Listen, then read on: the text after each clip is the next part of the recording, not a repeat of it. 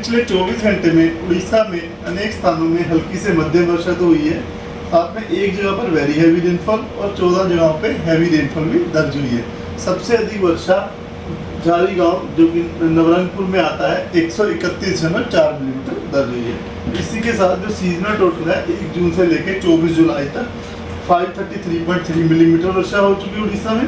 14% above normal departure, जो 3 district अभी deficit category में, जो पुरी, गजपति और बोलांगी डिस्ट्रिक्ट।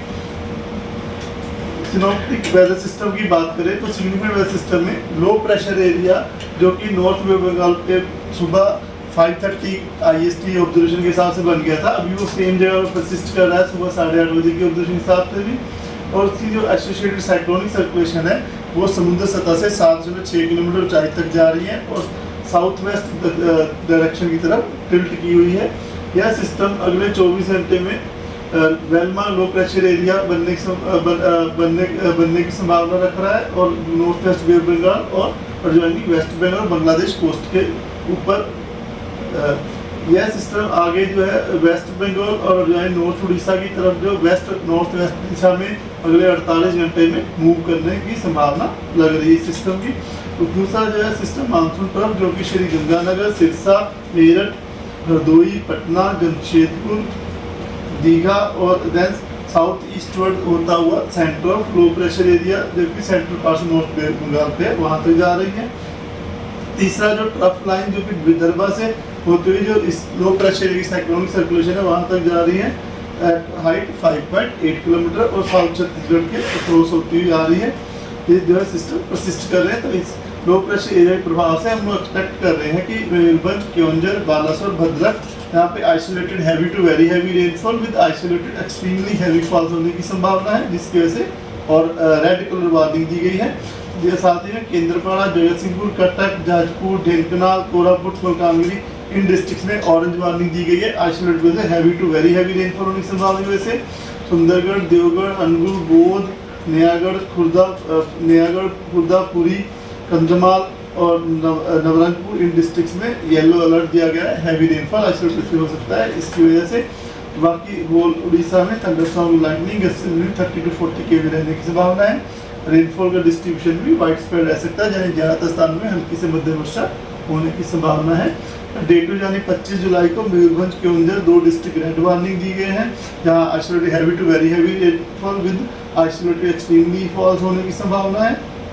और बाकी उसके साथ साथ बालासोर, भद्रक, जाजपुर, ढेंकनाल, अनुगुल, देवगढ़, संबलपुर, बरगढ़, झारसुगुड़ा, सुंदरगढ़ इसमें ऑरेंज अलर्ट दिया गया है, heavy to very heavy rainfall एक 2 स्थानों पर संभावना की वजह से। बाकी बोध, सोनपुर, कोलांगीर, कालाहांडी, नवरंगपुर इन डिस्ट्रिक्ट्स में आइसोलेटेड हैवी के लिए येलो वार्निंग दी गई है।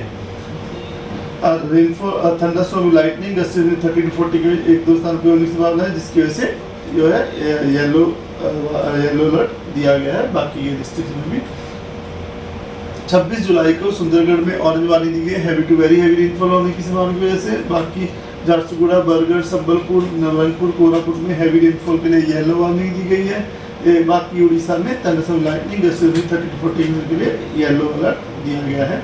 27 तारीख को कोरापुट, मलकानगिरी में हैवी रेनफॉल के लिए येलो वार्निंग दी गई है। बाकी उड़ीसा में थंडरस्टॉर्म, लाइटनिंग के लिए येलो अलर्ट रखा गया है। रेनफॉल डिस्ट्रीब्यूशन फेयरली वाइडस्प्रेड रह सकता है। डे 28 जुलाई को सुंदरगढ़, केओंझर में ऑरेंज अलर्ट दिया गया है, जिसमें कि isolated heavy to very heavy rainfall होने की संभावना की वजह से।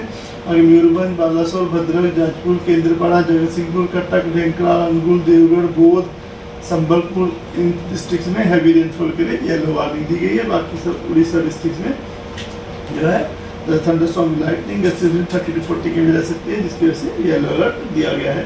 डे 6 में भी वेरी हैवी रेनफॉल होने की संभावना है एक 2 स्थानों में। डे 7 है 30 जुलाई को फेयरली वाइडस्प्रेड रेनफॉल का डिस्ट्रीब्यूशन रह सकता है। फिशरमैन वार्निंग में 24 से लेके 28 जुलाई तक फिशरमैन को मना किया जाता है कि वो समुद्र में मछलियाँ पकड़ने ना जाए। समुद्र की सतह जो है रफ टू वेरी रफ रहने की संभावना है और जो विंड स्पीड जो है 40 to 50 km, gusting to 60 km रह सकती है। तो उसके लिए weather along and off Orissa coast, west Bengal और बांग्लादेश कोस्ट पे रह सकता है।